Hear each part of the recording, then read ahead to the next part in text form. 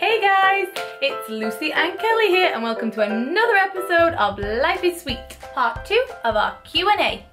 So our first question this week is from @SwindonForever and he asks what's our favourite thing about Louisville. I'm like, Louisville? Cards?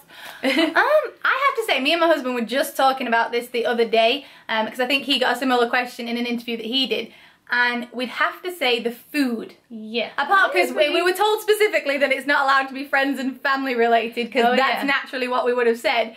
But yeah, the food, like there's some really, really cool, unique places that you just can't find really, I wouldn't say at home. I agree, yeah. But saying that we haven't lived in Manchester for 6 years, so we wouldn't really know. Yeah. So we have to look at the cool food spots. No, they do have a lot of good food spots here. Like little dives and little hole in the wall. So we do enjoy the food aspect of Louisville. One of our favourite places that we found I'd say a few months back was called, what's it called? The Craft House. The Craft House. Oh, okay. Yes. I think it's Craft House, and it's delicious. Like the food is so authentic and it's different. You can't find the menu anywhere else. And I'll say absolutely one more time. But that's just one of my favorite places to go. And there's cool taco places, Mexican places. But they used to have, because they used to have a place called Lynn's Paradise Cafe, and it was on the Food Network and everything, and they had the best French toast. It was like really, really colourful. This big, and we would eat the whole entire thing. It was so good. The French toast wasn't colourful, but like the place was really, really colourful. It's not open anymore, which is a shame because we really, really enjoyed that. So yeah, we like the food places in Louisville. And it's definitely a cool place. Yeah. Like it's similar that we say to Virginia when we go to Virginia with our husbands. Richmond is a very artsy and very downtown, fun, creative place, and Louisville's very similar to that. Like we love going down Bardstown Road, and in Virginia, Carytown is one of our favourites for shopping and cool places to eat. So definitely like the food and that kind of environment and that vibe. Next question comes from @DarylB979. Hi Daryl. And he asks what's our favourite flavour cupcake and will he get to try some? My favourite. This is funny how we made so many and we always still find it hard to answer this question. No, because I always go to carrot cake because I love carrot cake. I don't know if it reminds me of childhood, but I love the frosting. Like I love cream cheese frosting, so I would have to say carrot cake, especially when you get the moist, just perfect, yummy. Like I love making it, I love eating it, so I'm going for carrot cake. It's not because it's not too sweet. Like sometimes chocolate ones can be nice, but they can be too sickly. And contrary to what people might think, I have a sweet tooth, but not like an overly sweet tooth. Like some things can be too sickly. Like we don't like frosting with too much sugar, like or anything like that. So carrot cake. Okay, I'd probably say carrot cake too, but chocolate or gingerbread. Gingerbread. No, it depends with gingerbread because we say we love gingerbread. But when we make it, or anything to do with ginger, we add more cinnamon than we do ginger because in actual fact, I think it's the cinnamony taste that we like. Gingerbread. Yeah, but if you just put ginger in a cake and then ate it, I'd be like, but what about those sticky ginger cakes like you get? But there's that hint of cinnamon that makes it taste the ones that are actually like ginger. Oh, well, that might be you then, I don't know. Okay, carrot cake. Okay, but I have to say chocolate though. I would like carrot cake, yes, and anything like lemon. I do love lemon as well. Yeah. Anything fresh, but you can't beat like. We're weird about lemon. Just I was gonna say side note with lemon story. We have loved lemons since we were as high chairs? Yeah, since high chairs. We would sit in our high chairs and our nana and granddad would give us lemons and we would just sit there and eat lemons, and if Lucy had one and I got one taken off me, I would like try and snatch hers, and ever since we were little, we just like, they weren't sour to us, we didn't cry, we didn't like pull a face, we just love lemons. And now they make us smile because they make us think of Italy and the fact that in Sorrento you can get lemons like this big. Huge! Like, so... Yes. But no, what I was saying was the chocolate cake, you can't really beat like a rich, gooey, sticky, like thick chocolate cake. Like that's just like Matilda. Yes, like Matilda. Like if you watch. Okay, next question is from @ClubMichaelCain and he asks, how's the quest to learn Italian going? I say this and it's going very well, thank you. I love it. Like I have had this, my husband got it me for Christmas 2 years ago and I didn't expect it. We've been toying with Rosetta Stone for the longest time, saying we must learn it, and we've been looking up things. We always say to our nana and granddad, you know, talk to us.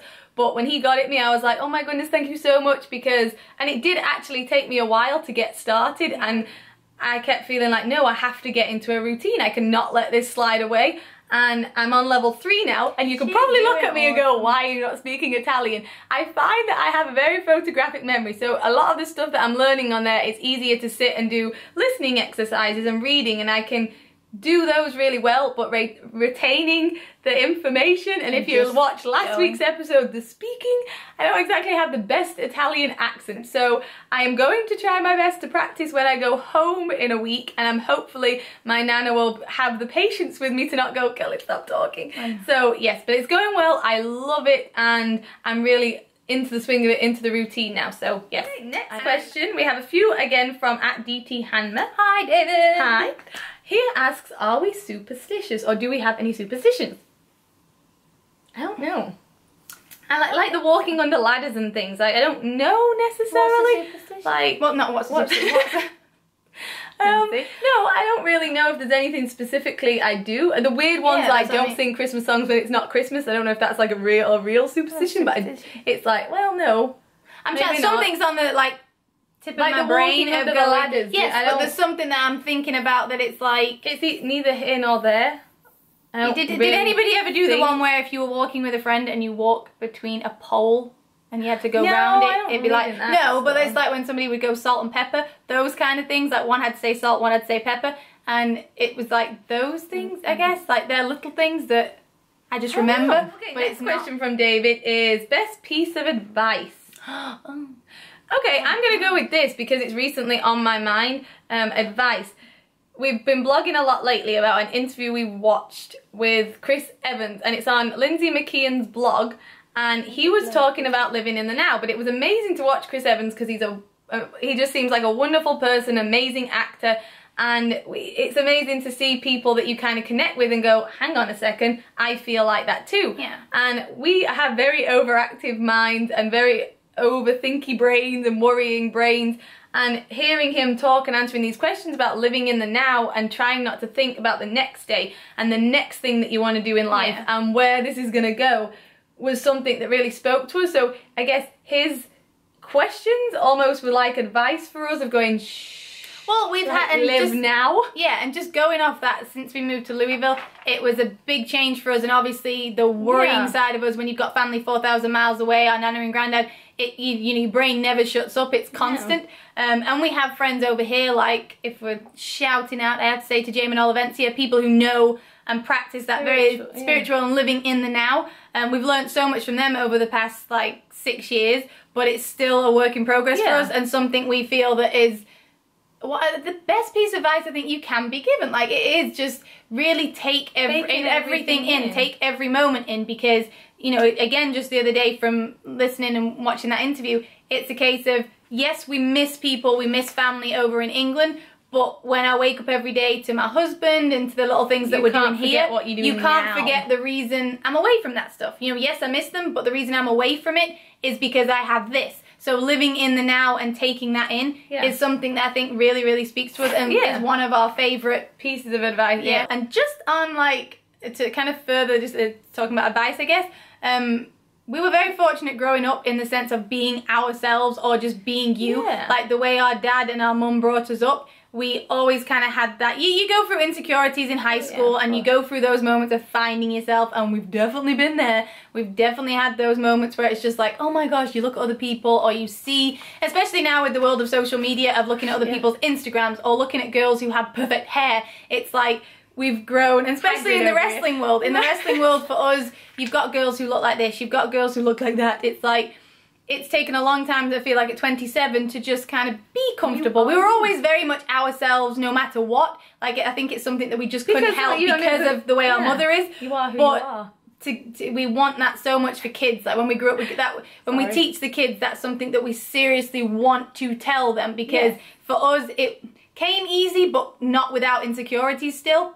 But for other people it can be really, really hard. Like we know that and understand that for some people it's just so difficult to express themselves or just want to be themselves. That sometimes, no matter, you just have to be you, because there's always going to be those people out there, no matter what. Like, you may think there isn't, but there's always going to be people out there who connect with you. It might not be everybody, it's not going to be everybody, but as long as you are you, you're going to find that someone who goes, oh my goodness, I like the same thing as that, or I react the same way as that, or even now in the world of social media, how many memes have you seen, or something that has been like, you know, like the little pitch memes, how do you say? I say memes. Who says and then my brother laughs at me, and my husband laughs at me and goes, memes? Okay, you tell. But how many of those do you see on a daily basis and go, oh yeah, I do that? There's going to be people who are the same as you, and a lot of the time the people who bully and say nasty things, you don't have to think about them. They don't know, like they're just going through the same things you're going through. Yeah. So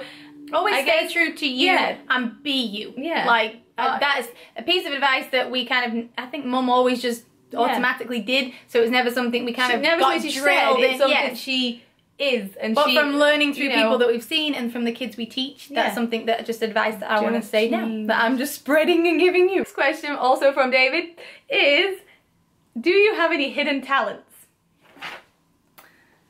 We always like to think we could be these people that go, actually, yes, I'm so good at this. Can't sing, can't draw very well, I can trace things. We're tone deaf. Although most people don't know whether it's a talent or sport. We did trampolining for 9 years or 8 years back home, and we're quite good at trampoline. We did Commonwealth Games, competitions. Our dad took us everywhere and practiced for our wrestling careers. Thank you, we Daddy. Can flip. That's the fun thing. Like you see the people in the Olympics now, and we're like, oh my god, how did they do that? But we can flip, we can do somersaults, we enjoyed it. Not like any party trick hidden talents, like something that you can just do really, like we always, I watch people who can draw and I'm just like, because it fascinates me and I wish I could draw. I'd love to be able to say I could play the drums, but that was a well, no, that's not, but yeah, I could teach yourself hidden, I mean a hidden talent that nobody knew, but I could, and I'd be like, oh yeah, I can do this, but I can't. So, no. Sorry, no, sad. Let us know your hidden talent. Yeah. Okay, and here's some more questions from Rebecca Raisin. And the wonderful bestest of ever. Okay, she asked, how do we get into wrestling? You ready for this? The short version or the long version? No, it's a short thing, really. We were doing the typical brother-sister fight. Not fight, arguing. Our brother was at school one day and when the wrestling had kind of seeped into school, and he was talking to one of his friends or saying something where we heard about wrestling, and we were like, you don't watch wrestling. I have never seen you at home watch wrestling. So, no you don't. And he's looking at us going, yes I do. And whether he was trying to, you know, be friends with people and make friends, we were just like, oh yeah. So one day he put it on the TV and just to prove to us that he watched wrestling. And we watched it, and then he eventually, because he was more into football back then anyway, and we watched it, and that was it. That was it. We were just like, okay, that was at 12 years old, for those of you. We were 12 years old at that time, and Chris obviously put it on the TV. That was it, and we tuned in every single week after that, and absolutely fell in love with it. So the Hardy boys became obsessed. 2 years, we planned, I think from the age of 12, or more so when we were 14, and we got jobs in our auntie's jewellery shop. And from that day, that age of 14, we were planning and making, you know, steps to, you know, get to a wrestling school, researching wrestling schools, writing everything down. And then 2 weeks before we turned 16, we went along to Future Shock Wrestling in Manchester, and that was it. The rest is history. Yes, so the rest was history. But that's how we got into it, and just the love of it grew, and then going along to a school in our area. So yeah. Okay, next question from Rebecca Raisin is, do we have twin ESP? I don't think so. I'd like to say yes, we are psychic and know exactly what each other is thinking. Well, it's funny though, because I think it's because we spend so much time with each other more than anything. We know what each other's thinking, or we hate it when our worst thing has been we hate it when each other is sad, especially when we were growing up. If Lucy's feeling down, I'd be like, oh, I cannot be happy, so just be happy, because I do not want to spend my day being sad because of you. So it's like, we'd be like that kind of thing. But it's not like if I get hurt somewhere, then no. And because of our brains are overthinking, if she, like when she was in Florida, and if she told me something happened, or if, it's not like I could feel that she wasn't happy. If she told me that something had happened, I'd be worrying about her and constantly like having to know what was going on. But it's not so much like I could feel it. It's not like I'm in that bed going, oh my gosh, something's happened, and then wake up and then something's happened. Not really like, oh, touch wood, nothing would. But you know, not really that kind of thing. We're just very, very close. So for the last question in our Q&A episodes, it's also from Rebecca Raisin, and it is, did we train hard when we were wrestling and avoid cupcakes? Well, I was going to say... We did train hard. We trained very, very hard. Yes. We learned to love working out too. Like, I will say squats are probably my favourite thing. Do you have a favourite workout? I love to squat and I do love working out. And DDP yoga. But I do need to get back into it. Contrary to popular belief, we didn't actually eat all the cupcakes. No, we loved making everything, and we loved being able to go to OVW and pass them around, get the guys to try them, and you know, things like that. We like baking for people. Yeah. But the funniest thing was our friend Jimmy used to have to like try little things, and he used to laugh at us all the time because he'd say to us, "Is it nice?" or "Does it taste good? Did it work?" And we'd just smile, and him knowing full well that we hadn't taken a bite. And he actually used to say the same thing that our granddad would say, in that you can't give it to people without eating it and knowing what it tastes like. I think we always trusted ourselves and believed, hopefully, that it was going to be okay. But it used to be the magic wishes and praying when things went in the oven that we just were happy. We used to pray and go, you know, you're giving it to people you love, then it's made with love, and we just used to believe that. And 99% of the time, the guys loved the cupcakes, they worked, and we were so, so happy. And when we could sit and enjoy like the cupcake parties and try them, and we were always so happy with the result. Yeah, we had stuff, because when we came to America, we had so many new food options, and like we said in last week's episode about going to IHOP after shows and things, we had so many, we couldn't resist pancakes. It was like new, it was all new to us. It's like Pancake House at 3 AM. Okay. So but it usually went hand in hand with the training, and after 4 hours of training or 8 hours, you know, during a weekend and shows, we felt like we could have those treats here and there, because we have learned over the years, we have Italian grandparents, we love food. Two biggest things in our life is family and food. So that concludes our question and answer session. Hope you enjoyed both parts. Yes, and thank you so much for everybody getting involved and sending in your questions, you know, tweeting to us, and thank you so much. It's been a lot of fun, and we really hope you have enjoyed it. So until next time, we're having fun in England, and we will see you next time. Keep smiling, keep dreaming big.